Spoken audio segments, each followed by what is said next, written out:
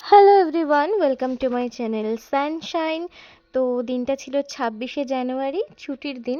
তাই বেরিয়ে পড়েছিলাম একটু ঘুরতে মুর্শিদাবাদ। তো প্রথমেই গেলাম ওয়াসিফ মঞ্জিল প্যালেস। তো জায়গাটা খুব সুন্দর, খুব সুন্দর ভেতরে জায়গাটা।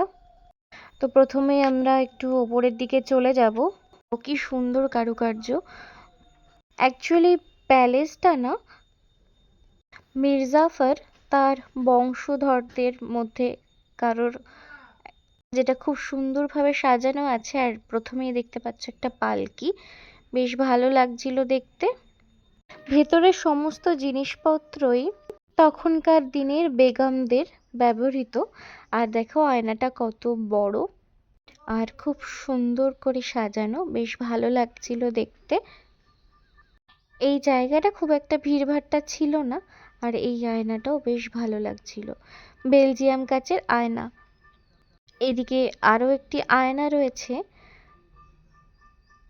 আর সামনেটা রয়েছে পালঙ্ক, বেশ ভালো লাগছিল। এই আয়নাগুলো সচরাচর এখন আর দেখা যায় না। তো আমরা গেলাম, চারপাশটা ঘুরে দেখলাম, বেশ ভালো লাগছিল। এখানে সবটাই অনেক অনেক বছর পুরনো। এখানে কিছু দলিলও রয়েছে। এরপর ওখান থেকে বেরিয়ে আমরা সোজা চলে গেলাম হাজারদুয়ারি। দিনটা যেহেতু ছুটির দিন ছিল 26শে জানুয়ারি, তাই লোকজনের সংখ্যাটাও একটু বেশি। এটা হচ্ছে হাজারদুয়ারির একদম সামনেটা, আমরা ভেতর থেকে দেখে চলে এলাম। আর এই হচ্ছে ইমামবাড়া। বাইরে থেকে দেখতে কিন্তু বেশ সুন্দর লাগে। আর দেখো প্রচুর লোকজন। আর হাজারদুয়ারির সামনে একটা সুন্দর গোলাপের বাগান আছে, প্রচুর ফুল ফুটেছে, বেশ ভালো লাগছে।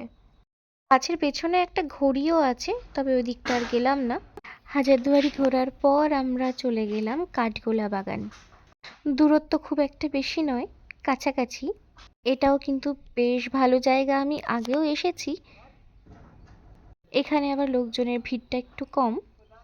জায়গাটা এত সুন্দর, ভীষণ ভালো লাগে। কাঠগোলা বাগান বাড়ির একদম সামনেই রয়েছে এই পুকুরটা। পুকুরে প্রচুর মাছ আছে, এত সুন্দর লাগে জায়গাটা দেখতে। আর এখানে না প্রচুর শুটিং হয়েছে, সিনেমা, সিরিয়াল। ওই যে দূরে দেখা যাচ্ছে, এটা হীরাবাইয়ের নাচঘর।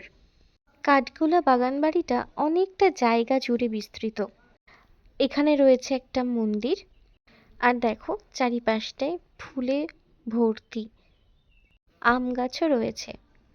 কাঠগোলা বাগান বাড়িটা ছিল মূলত সেই সময়ের ইংরেজ ও জমিদারদের বিলাসবহুল জলসাঘর। আর এই যে পুরো জায়গাটা জুড়ে গোলাপের গাছ, গোলাপের বাগান। আর এত সুন্দর গোলাপের গাছগুলো, আর অনেক বড় বড় ফুল হয়ে আছে, এত ভালো লাগছে দেখতে। এটা একটা ঝাউ গাছ, কি সুন্দর লাগছে না দেখতে। আর রয়েছে প্রচুর গোলাপ গাছ, রকমারি। আর এটা হলো সেই তখনকার গাড়ি, সুন্দর না দেখতে, ভীষণ ভালো লাগছিল দেখে।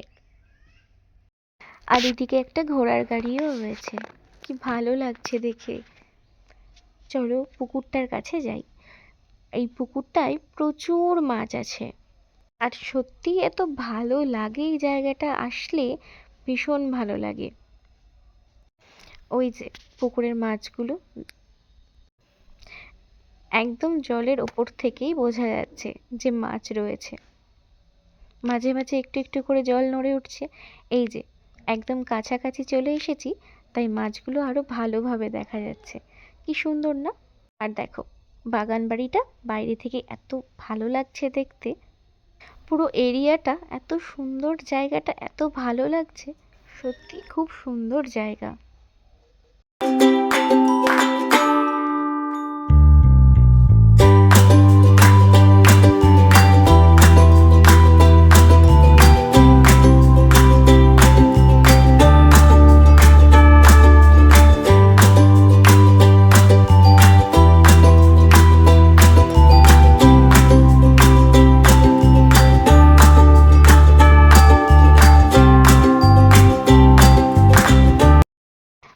অনেকটা সময় কাঠগোলা বাগানে কাটানোর পর এরপর আমরা এলাম মতিঝিল পার্কে।